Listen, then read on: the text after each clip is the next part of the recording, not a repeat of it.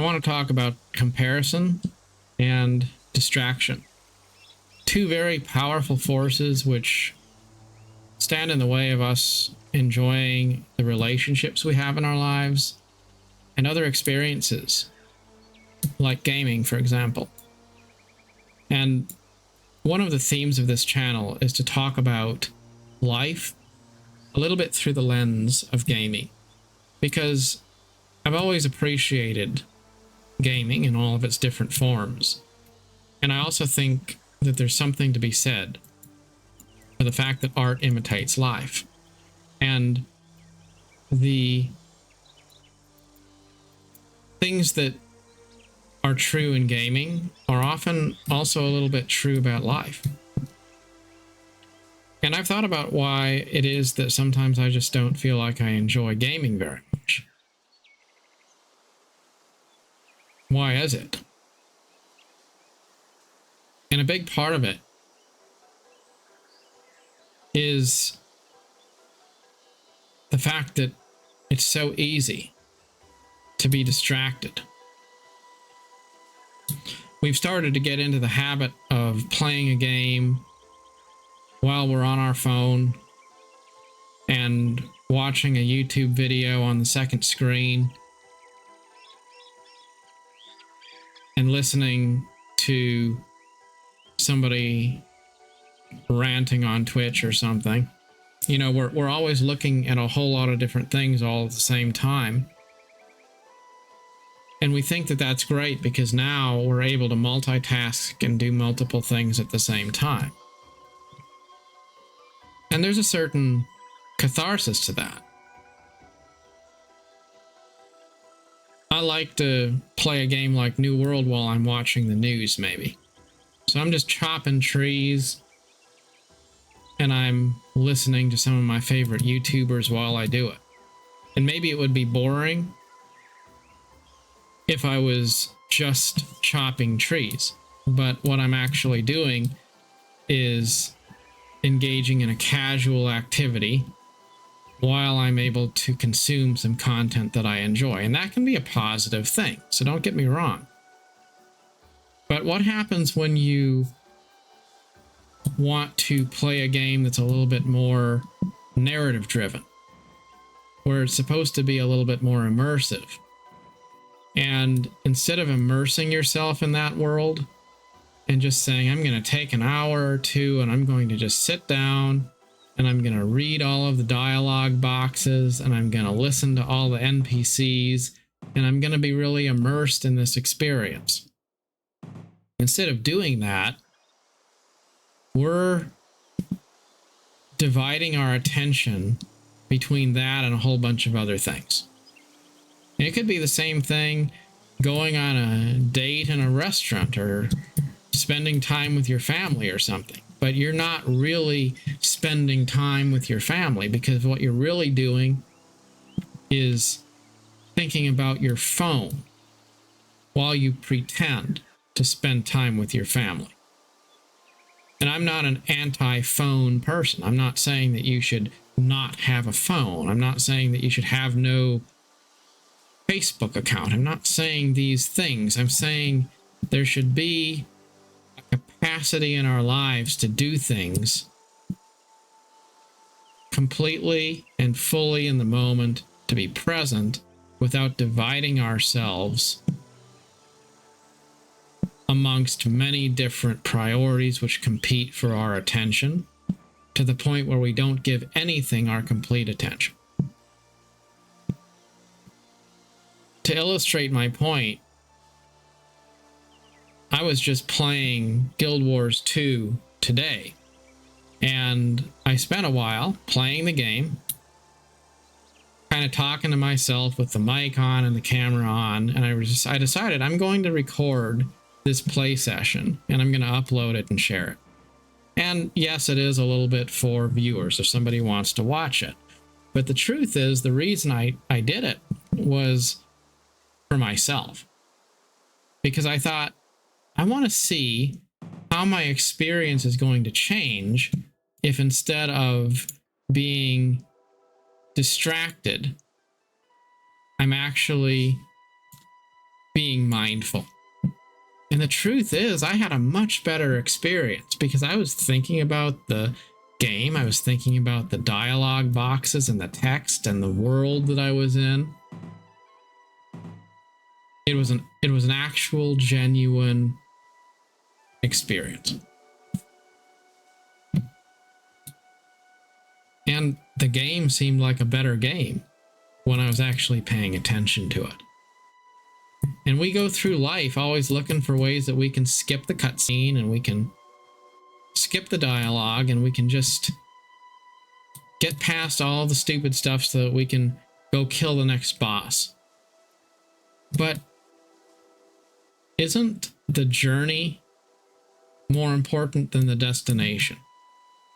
How can you enjoy the journey if you don't have a willingness to pay attention to the journey? And we live our lives being disappointed because what we're doing is never good enough. What we're doing is never worth paying attention to. We just want to fast forward so that we can get through the boring bit that we're in right now and reach endgame. But there really is no such thing as endgame. There's a journey that goes ever onward until it's not a journey anymore.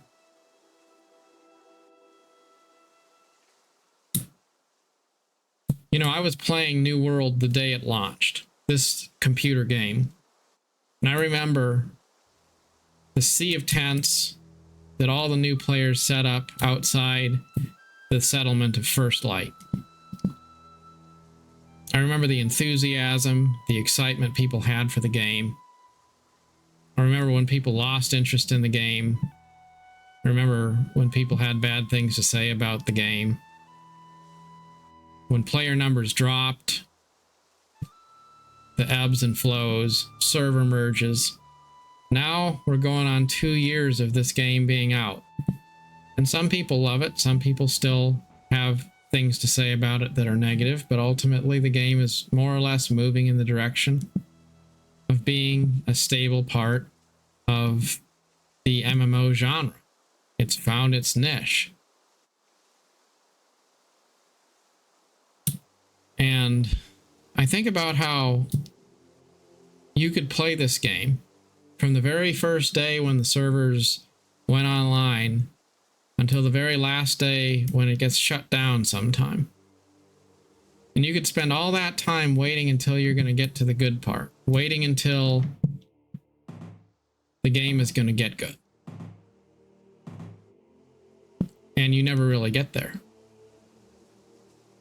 How many hundreds or thousands of hours would you sink into it, waiting until you're going to get to the good part, only to realize that you spent the entire journey just whining and complaining about quality issues and never really just enjoying the experience exactly as it is?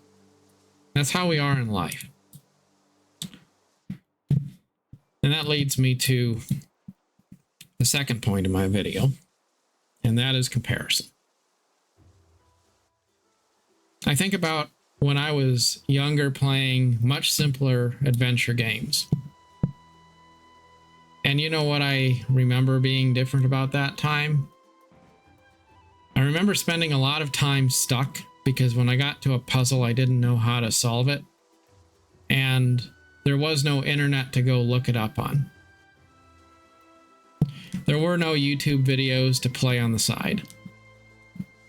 There was no multitasking and listening to music while I played the game. It was really simple. I would sit down and I would play the game, probably in silence. If there was any sound at all, it would be the soundtrack of the game.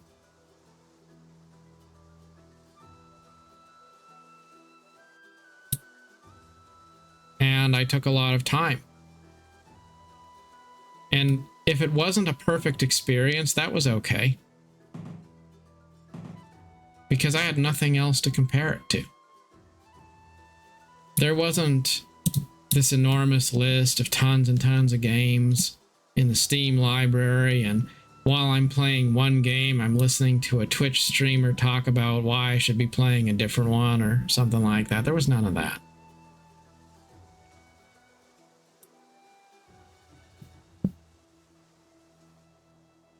We have a lot of opportunity in our lives for dissatisfaction because we have so much opportunity to compare everything we're doing to everything else that we could be doing.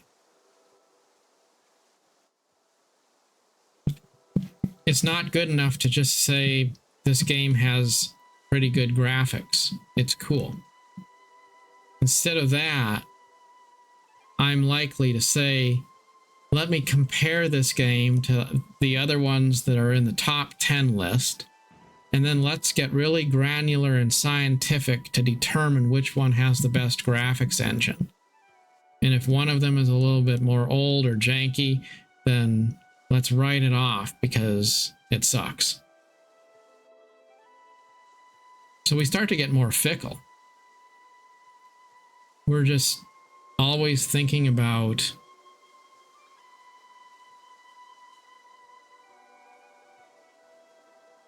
whether we should throw in the towel. Instead of focusing on what's amazing, we spend our time looking for opportunities to prove to ourselves that we should move on.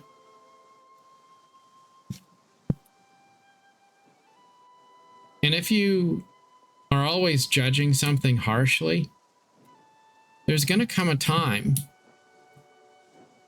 when you succeed in convincing yourself of the message that you've been trying to tell yourself all along. It's just like, I guess, confirmation bias. I think that's what I'm trying to come up with to say. I don't know if that's the right term, but what I'm talking about is when you want something to be true, so the only things you are willing to acknowledge are the things that support the case you're trying to make. So you want to make a case that something isn't good enough, so you just keep on looking until you find something that supports that notion. Because that's what you're trying to do. You're trying to prove that you have justification for losing interest. And nothing, no relationship, no game, no job, no aspect of life can permanently stand up to that kind of continual fault finding. So it's important sometimes to stop trying to compare what we're doing to other things we could be doing and to just settle on something.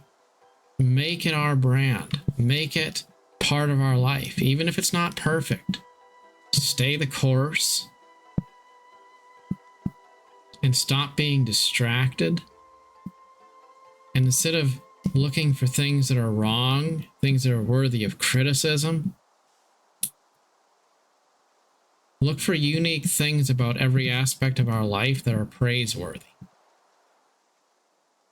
And when we start celebrating the good things instead of finding fault in the things that are lacking, we might also find that we don't need any one thing to be all things. You don't have to find that one game that checks every box, because it's okay to have a few different ones you play.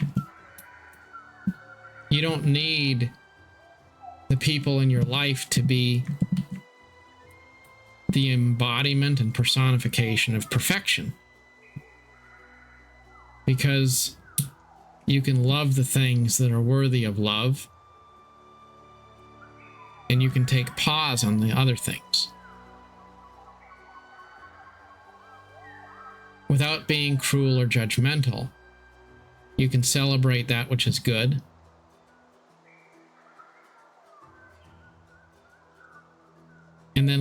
enough space so that you can meet all of your needs in a healthy way.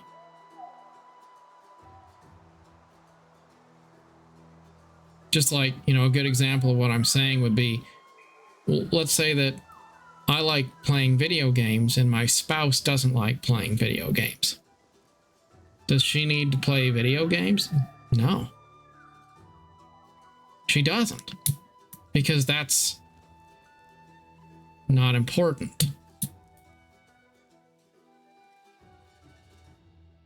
I can love what I love about her and also leave enough room so that I can do the things that I personally enjoy separately and independently, and have my own hobbies, which I don't give up just for the sake of trying to make that the one relationship all things. I could like something about this particular game I'm playing, and I could also like something else about a different game. For example, I like the sandbox feel of New World. I like the non-instanced open world that doesn't have any segregated zones. I like gathering in New World. And in a completely different way, I like the idea of questing and doing map completion and engaging in activities with other players in Guild Wars 2. It's a different kind of experience. And accepting that each of those two games has certain things they offer that the other one doesn't makes it possible for me to completely enjoy both in a unique and different way. In the same way that I enjoy MMOs for a specific reason.